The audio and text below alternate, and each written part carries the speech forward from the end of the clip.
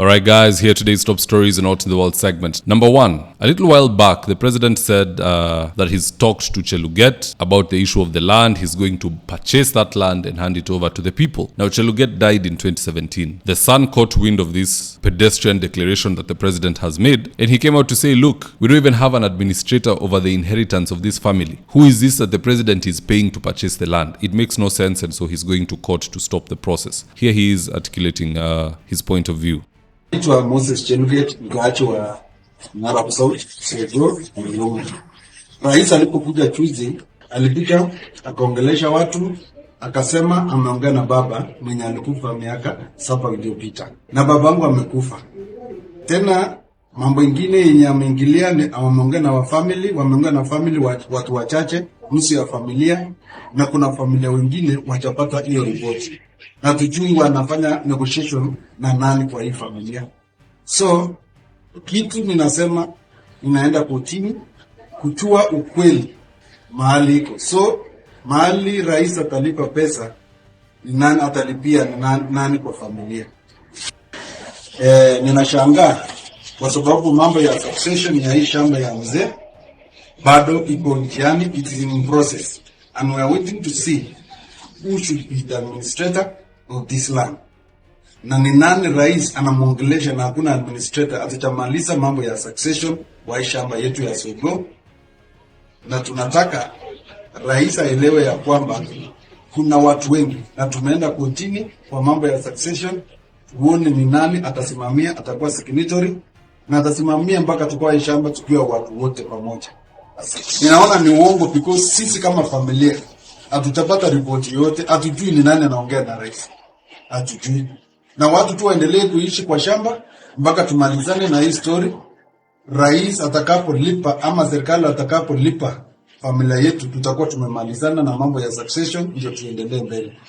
In the next 7 days, kuanzia Jumatatu inaenda kotini kusimamisha malipo ya hii shamba mpaka tumalizane mambo ya family kwanza. So then again, who has the president had discussions with if there is no administrator? Ama anajiita mkutano alafu anasema ameongea na familia and he moves forward. There is some conmanship there. Let that family take charge. Number 2, everything in this realm truly has an end. As we speak, Ezekiel Mutua is no longer an employee of MCSK. He was fired by the MCSK board and they're putting out a publication that, hey, this guy does not transact or do anything on behalf of the MCSK any longer. Just check out this article and I quote. This is the MCSK Music Corporate Society of Kenya. They've issued a public notice. I don't know how authentic it is, but Nelson Amenya did post this onto the body. This is to inform MCSK members, stakeholders, partners, and the public at large that Ezekiel Mutua ceased from being an employee of the Music Corporate Society of Kenya Limited, effective 3rd April 2025. You are therefore cautioned that the said Ezekiel Mutua does not have any authority to transact any business for and on behalf of MCSK, and hence should be vigilant and careful when dealing with him. Disclaimer is hereby issued that MCSK shall not be held liable for any loss, damage, injury incurred for transacting with Ezekiel Mutua. The said Ezekiel Mutua has refused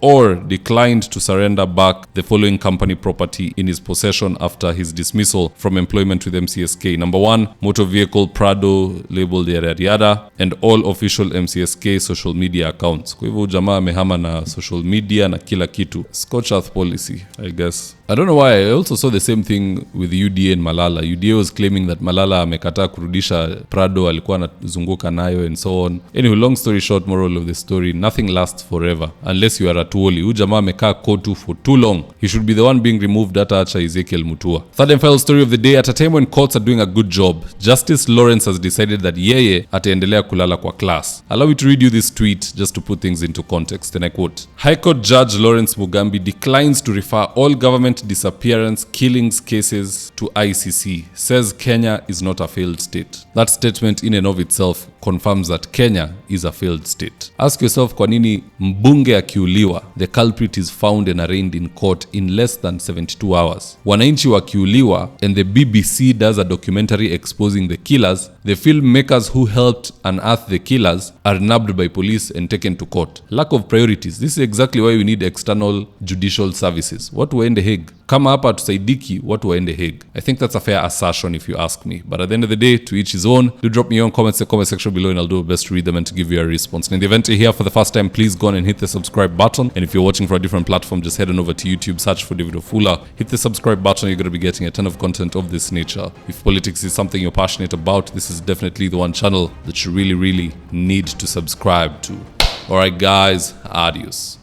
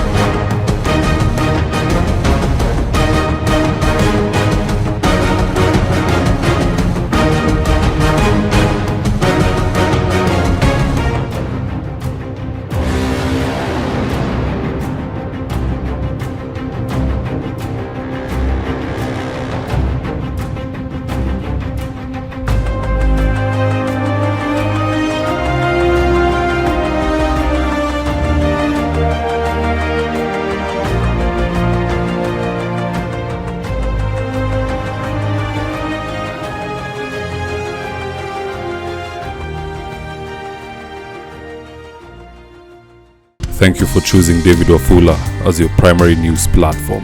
We put countless hours in research, recording, and editing.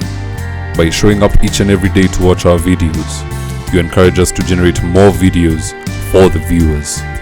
We are on a mission to inform, educate, and build a better tomorrow. To our thousands of followers in a world full of presidents, kings, and queens, you are the real gem. Adios.